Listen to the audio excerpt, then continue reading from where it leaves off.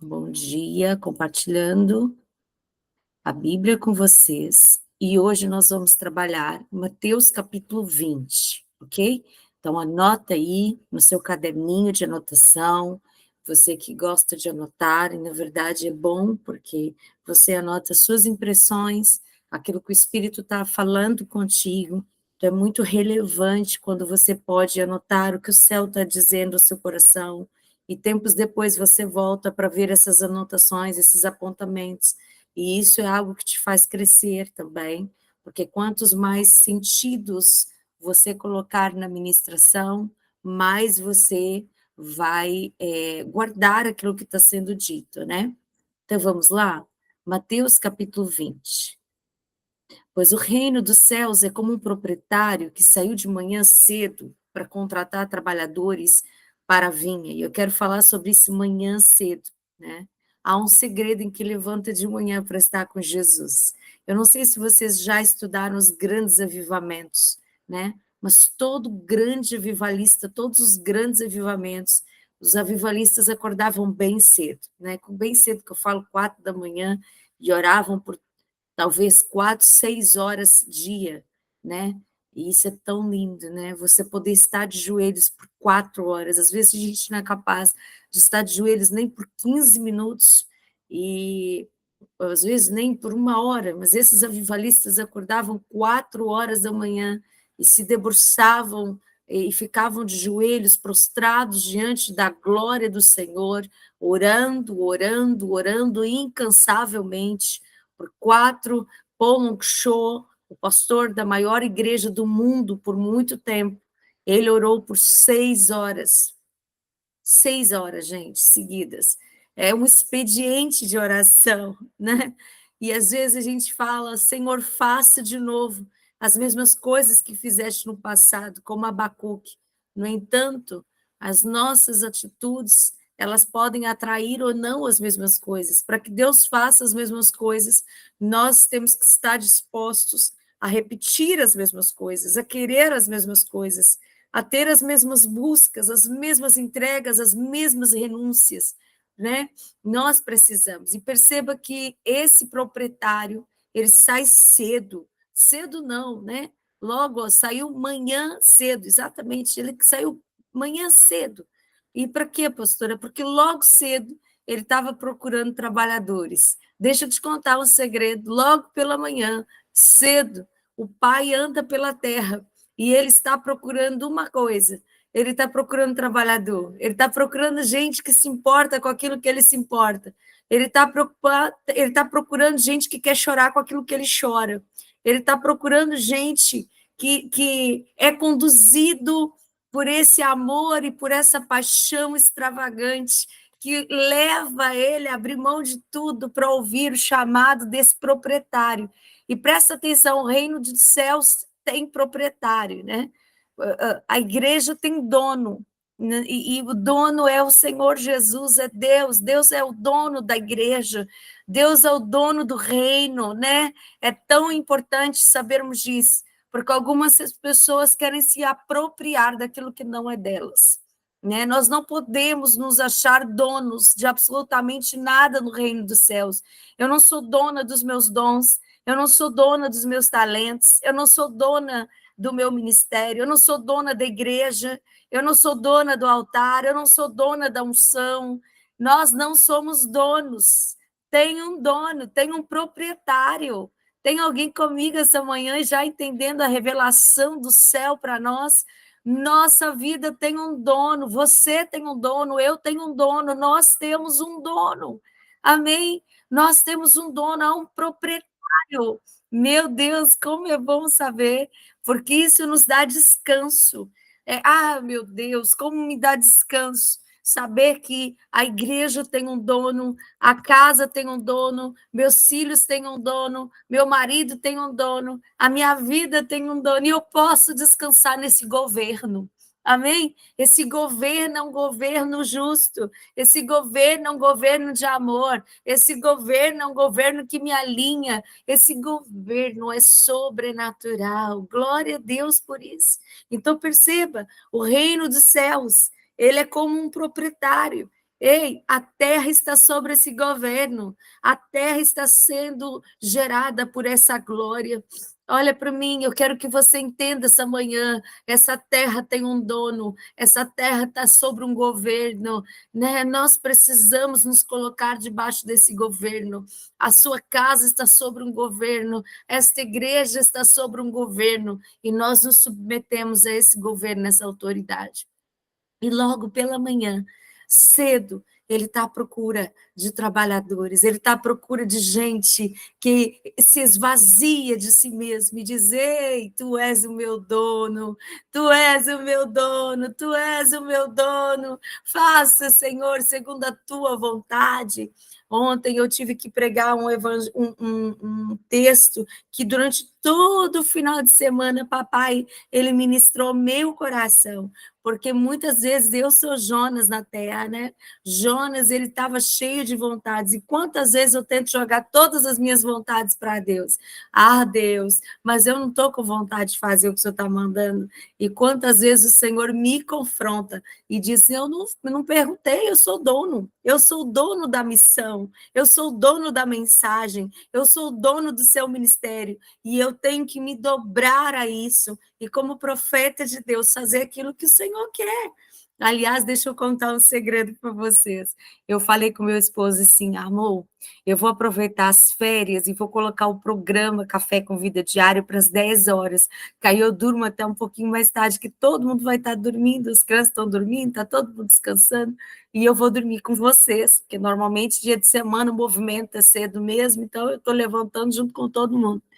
Mas como vocês vão acordar mais tarde, eu vou acordar mais tarde também. Vocês acreditam que Deus não deixou? Ele falou que vai ficar nesse horário mesmo. Olha isso, gente. Vai levantar sim e vai fazer.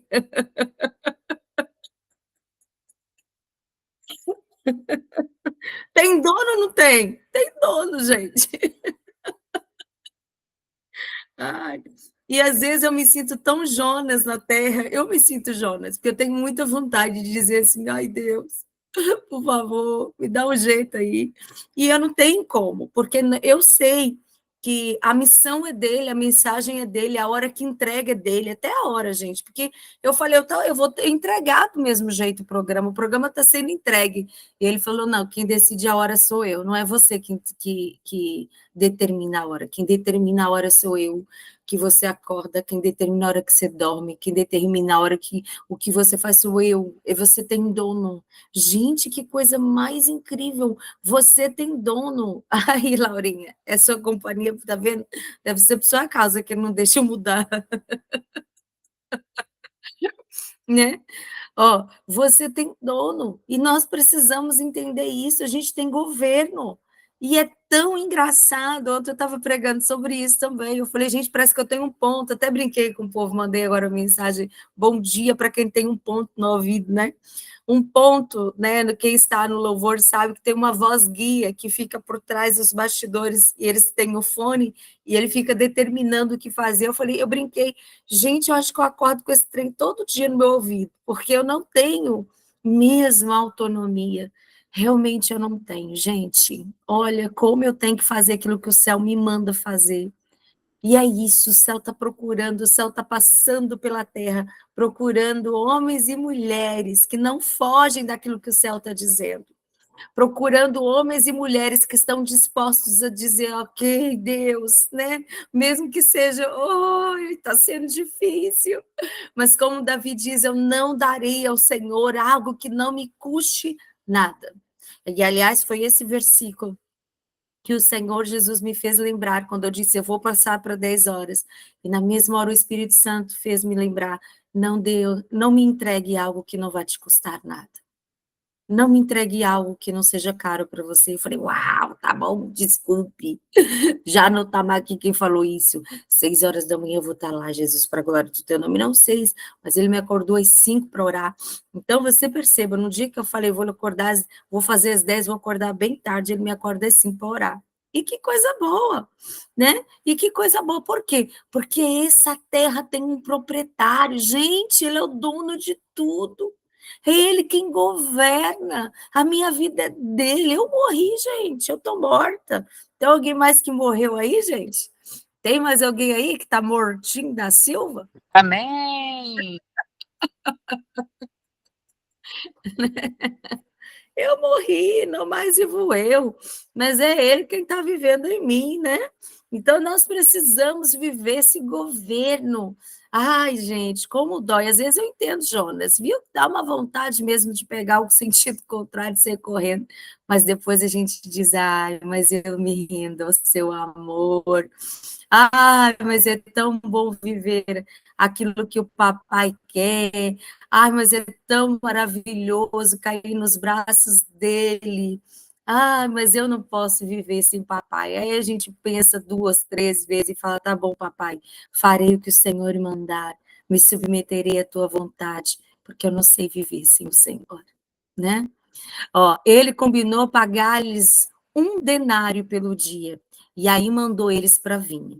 Olha, eu vou pagar vocês 1 denário, agora vão trabalhar, vão para a vinha, vão lá. Por volta das 9 horas da manhã, ele saiu e viu outros que estavam desocupados na praça. Gente, se tem uma coisa que incomoda Deus, se você prestar atenção nesse texto, é gente desocupada. Você já reparou que Deus, ele está sempre colocando a gente para trabalhar? Aliás, desde o início, quando Deus fez o homem, ele deu serviço para o homem. Olha, trabalhe, cuide da terra, povoe, ou seja, ative-se, governe sobre os animais, governe sobre os peixes do mar, sobre as aves do céu, ou seja, vamos embora, não fique parado. Deus não nos chamou para a inatividade. Você sabia disso? Dê cuidado, é perigoso ficar muito parado. É perigoso. Movimente-se sempre no reino de Deus. Esteja sempre ativo no reino de Deus, né? Você não pode parar sobre nenhuma hipótese. Quando Deus viu alguém desocupado, ele disse: ó, vão também trabalhar na vinha, e eu pagaria a vocês o que for justo. E eles foram. Saindo outra vez por volta do meio-dia, das 3 horas da tarde, fez a mesma coisa. Saindo por volta das 5 da tarde, encontrou ainda outros. Veja que ele sai pela manhã, ele sai ao meio-dia, ele sai às 3 da tarde, ele sai às 5 horas da tarde, encontrou ainda outros desocupados. Olha isso, eu não quero que o senhor me encontre ao meio-dia, 3 horas, 5 horas desocupado. Eu quero que ele me encontre logo pela manhã, né? E aí perguntou por que vocês estiveram aqui desocupados o dia todo, ou seja, o que está vendo com vocês? Eu não estou entendendo que vocês têm que trabalhar. Eu acho que Deus está chamando algumas pessoas e fazendo essa pergunta aqui. Qual é o problema de vocês? Ah, isso aí, água parada da dengue, Raquel, falou tudo. Aqui, por que vocês estiveram aqui desocupados o dia todo? Por que vocês não se movimentam? Por que vocês não fazem alguma coisa? Porque ninguém. Aí ele disse: porque ninguém nos contratou, porque ninguém nos chamou, ninguém nos deu trabalho. Ah, é na falta do trabalho? Ele disse: vocês também trabalhar na vinha. Ou seja, eu não quero ninguém parado. Gente, esse é um Deus lindo, né? Eu não quero ninguém parado. Vamos embora, todo mundo trabalhar. Ao cair da tarde, o dono da vinha disse ao seu administrador: chame agora os trabalhadores, todos que eu recrutei, e perceba que ele ficou o dia inteiro recrutando. Ele ficou o dia inteiro chamando gente desocupada que estava parada, porque ele não quer que ninguém pare. Ele está chamando seus trabalhadores, né? E ele foi lá e chamou todo mundo. Pague-lhes o salário, começando com os últimos contratados e terminando com os primeiros. Vieram os trabalhadores contratados por volta das 5 horas da tarde, um expediente, e cada um recebeu 1 denário. Quando vieram os que tinham sido contratados primeiro, esperavam receber mais, eles trabalharam mais horas, no entanto, cada um deles também recebeu 1 denário. Quando receberam, começaram a reclamar com o proprietário da vinha, dizendo: esses homens contratados por último trabalharam apenas 1 hora, e o Senhor os igualou a nós, que suportamos o peso do trabalho e o calor do dia. Gente, parece justa a reclamação desses homens, sim ou não? Vamos ver. Oi. turma. Como é que vocês estão? Bom dia. Vocês estão aí mesmo? Parece justo? Parece, né, Raquel? Só tem a Raquel aí, vamos embora, gente, trabalhar. Ai, tá bom, vocês estão acordados. Pronto, tô só eu aqui. Parece justa a reclamação. Ele, porém, respondeu um deles: amigo, eu não estou sendo injusto com você. Você concordou em trabalhar por um denário? Então, como diz meu marido, o combinado não é caro, não. Eu combinei com você, foi isso? Receba o que é seu e vá. Eu quero dar ao que foi contratado por último mesmo que dê a você. Eu não tenho direito de fazer o que eu quero.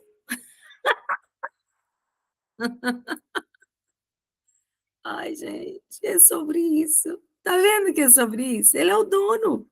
Ele é o dono, ele faz o que quer. E mesmo quando. Gente, presta atenção, mesmo que não faça nenhum sentido para você, obedeça, ele é dono. Às vezes não faz nenhum sentido. A ordem, às vezes, não faz nenhum sentido. O que eu estou vendo, ele está falando: o dinheiro não é meu. Eu contratei com você, foi um denário. Você não disse sim para um denário? E se eu quiser dar para quem veio depois mesmo um denário? O dinheiro é meu. Vocês já pararam para pensar com essa perspectiva? E se eu quiser pagar a mesma coisa, o dinheiro não é meu? A propriedade não é minha? Eu combinei com você, eu quebrei o que eu prometi a você, eu não prometi a você um denário?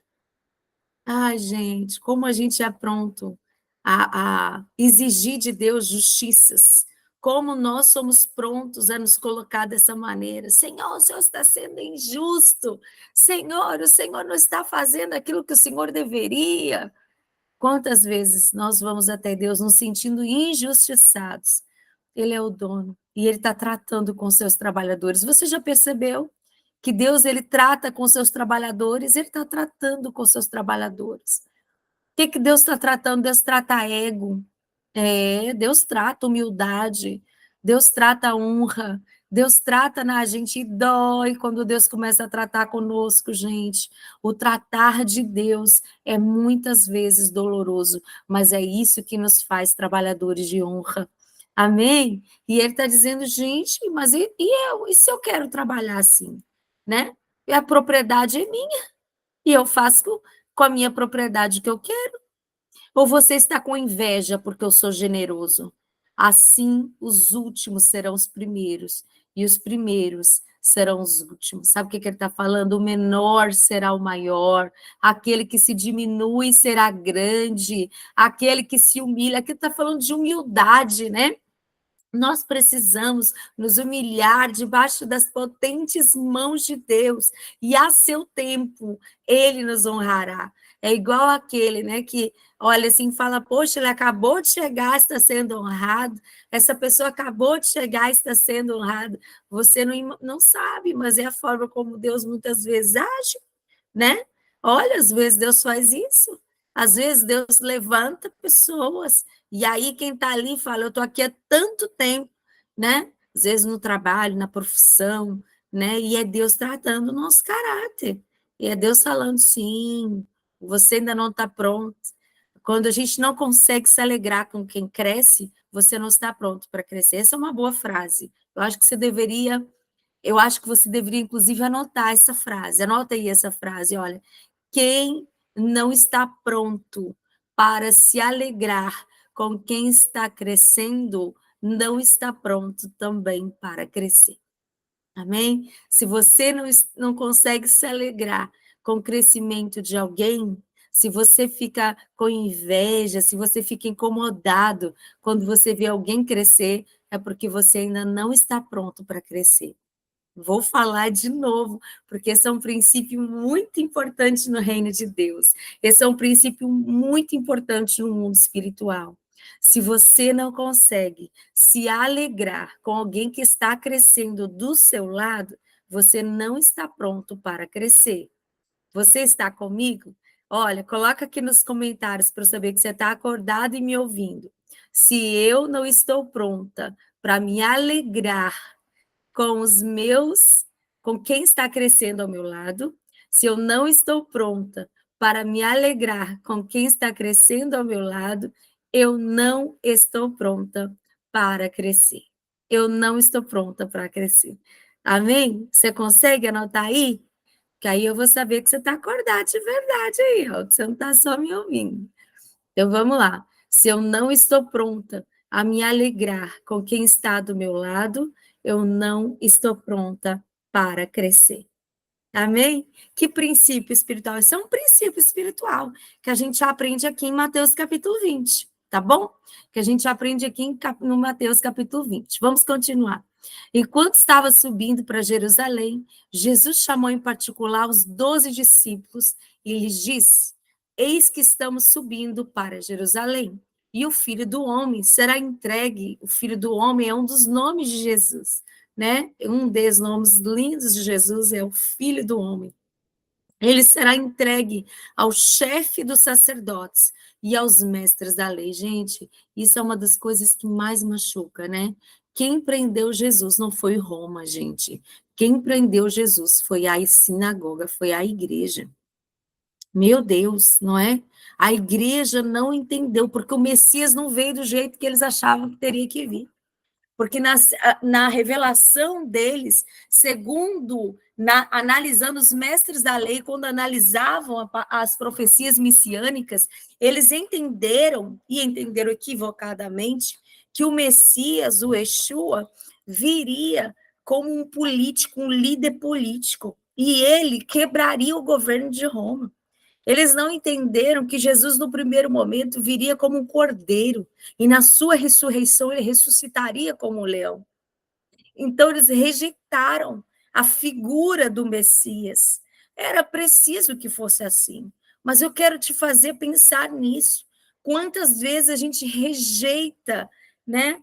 Algo que o Yeshua está trazendo porque não tem a minha forma, não tem o meu jeito, porque não está do meu agrado. Foi isso que aconteceu com os mestres da lei.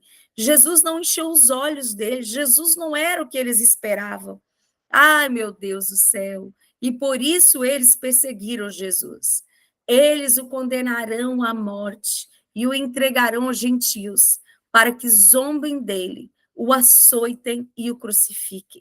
E no terceiro dia, porém, ele será ressuscitado. Meu Deus, esse é o poder do evangelho, que porque ele vive, nós vivemos também. Amém? Ele será, perceba os níveis, ele será entregue, vão zombar dele, vão açoitar ele, vão crucificá-lo, mas ao terceiro dia, aleluia, ele se levantará, não mais como um cordeiro mudo, mas como um leão, para governar as nações. Glória a Deus por isso, por esse evangelho que nos alcança. Amém? Agora perceba o pedido de uma mãe. Então, aproximou-se de Jesus a mãe dos filhos de Zebedeu com os seus filhos e prostrou-se, e prostrando-se, fez-lhe um pedido. O que você quer? Ele perguntou. Ela respondeu: Permite que no teu reino estes meus dois filhos sentem um à tua direita e o outro à tua esquerda. Gente, olha, eu entendo essa mãe quer honrar os filhos, essa mãe quer que os filhos sejam honrados. Jesus disse: Vocês não sabem o que vocês estão pedindo. Acaso podem beber o cálice que eu estou prestes a beber? Ou seja, vem cá, você quer que eles sejam honrados e fiquem no mesmo nível, um à esquerda ou à direita, ou seja, na mesma altura que eu, mas os teus filhos vão beber o mesmo cálice que eu. Os teus filhos vão ser zombados, vão ser açoitados, vão ser crucificados, vão levar os pecados de toda a humanidade. Você quer a mesma honra, mas você não quer os mesmos entregues. Eu acho isso tão importante, porque às vezes a gente vê um homem de Deus, uma mulher de Deus, e Deus levantar sobre a terra, e Deus fazer esse homem se expandir, Deus fazer essa mulher se expandir. A gente vê, às vezes, grandes homens se despontarem na nação, e a gente diz, eu queria isso. Muitos, pronto, é mídia, né? Muitos realmente... Agora nós vemos muitos youtubers, por exemplo, né, social medias se destacando. Eu não estou falando disso, eu estou falando de gente que se manifesta em poder, porque existe o famoso, né? Aquela pessoa que é famosa e aquela pessoa que é relevante. E existem pessoas, e nós precisamos ser relevantes, pessoas que vamos nos levantar como Jesus para atrair multidões, para curar, né? Não para fama, honra, para chamar atenção para si, para glórias próprias, mas pessoas que são relevantes, como grandes nomes de Deus, como o próprio Paulo, o próprio Pedro, né? Pessoas que arrastaram multidões, os apóstolos que atraíam grandes multidões, Billy Graham, John Wesley, Katharina Kuhlman e tantos outros grandes de Deus, Ben Hinn, homens que foram relevantes no seu tempo e que, portanto, eles atraíam multidões. E às vezes a gente olha para esses nomes como a Katharina Kuhlman, que Deus usava profeticamente, e enquanto ela cantava, pessoas levantavam as cadeiras de rodas, quem estava cego, o olho abria, quem estava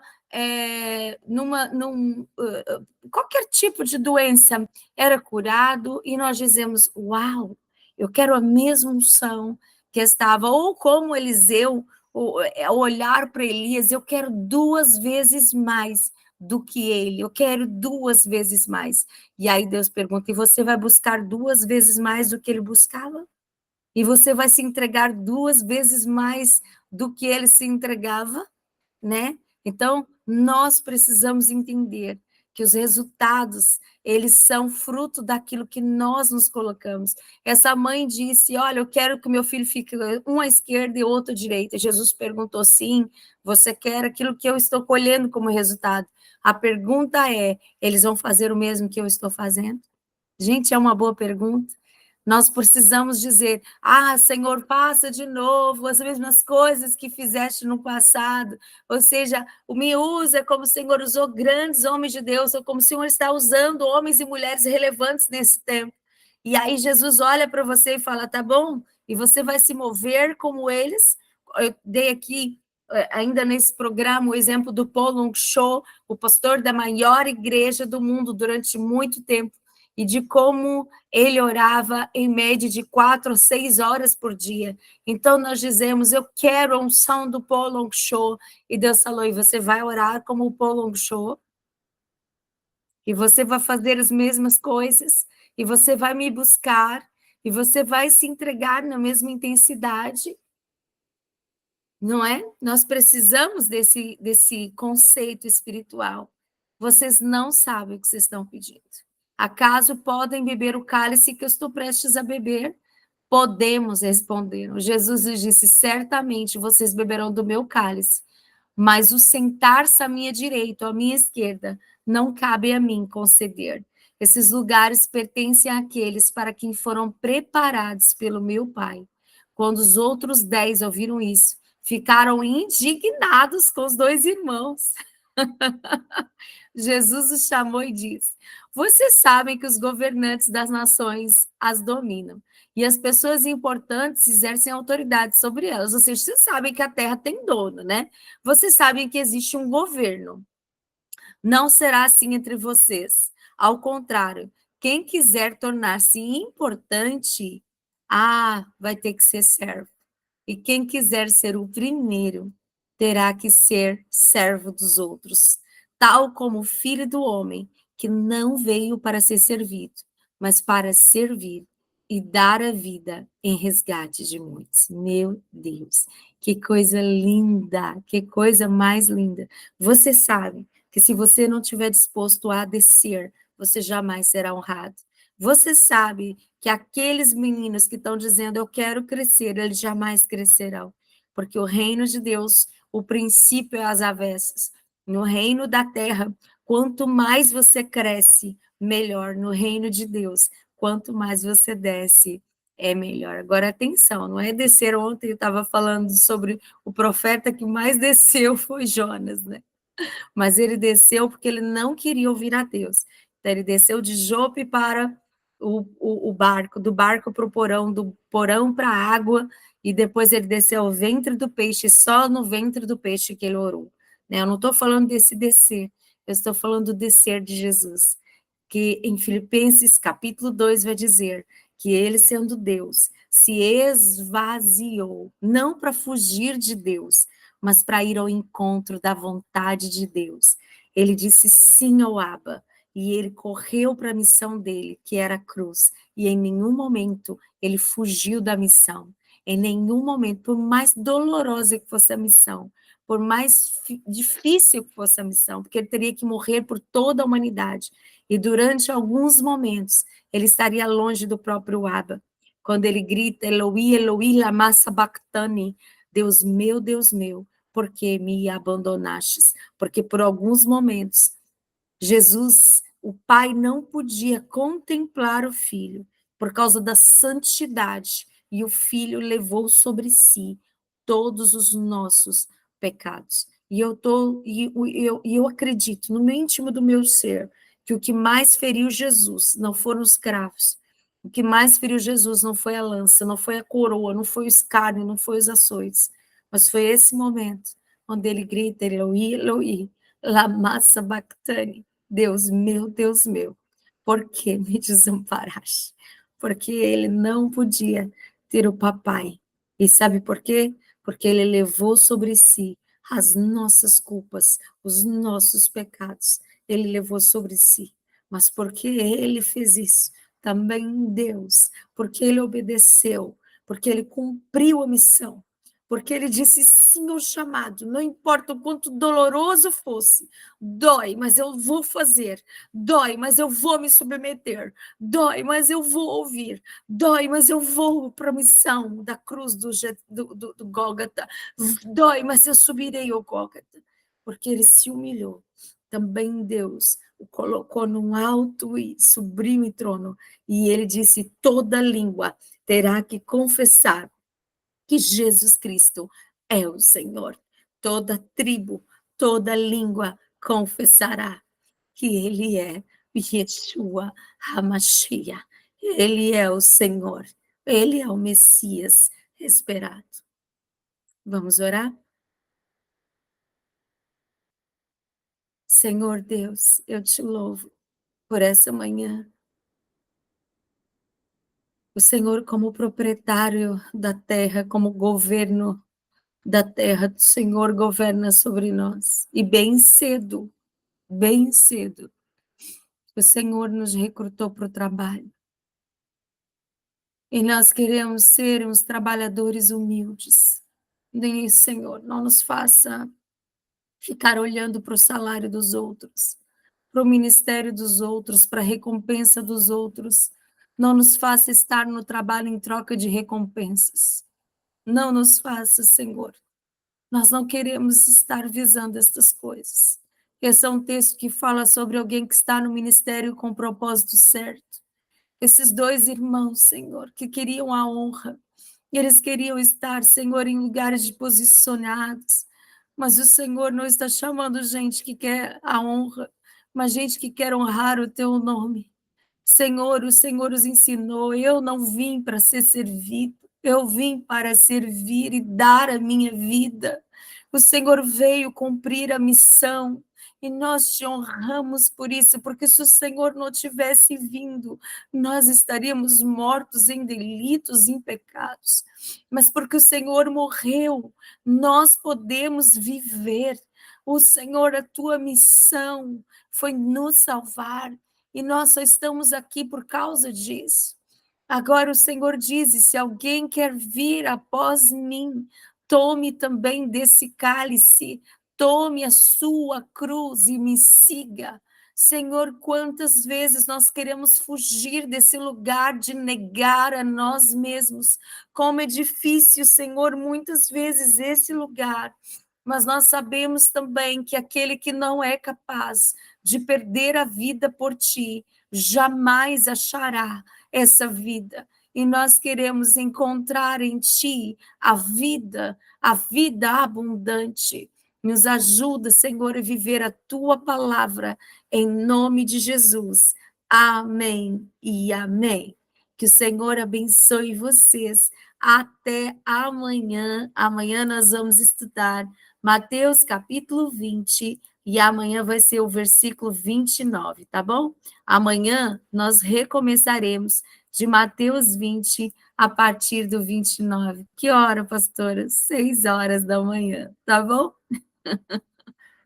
Um beijo. Amo vocês. Até lá.